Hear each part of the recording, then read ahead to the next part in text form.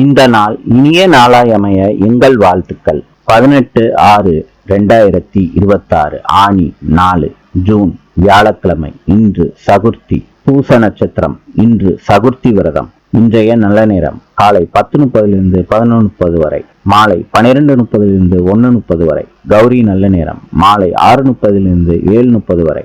ராவு காலம் மதியம் 1:30 3 மணி வரை. யமகண்டம் காலை 6 மணியிலிருந்து 7:30 வரை. சூலம் தெற்கு.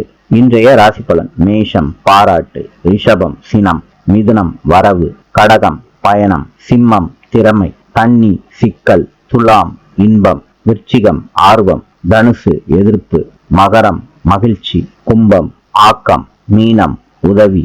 இந்த நாள் இனிய நாளாயமைய எங்கள் வாழ்த்துக்கள். நாளை சந்திப்போம்.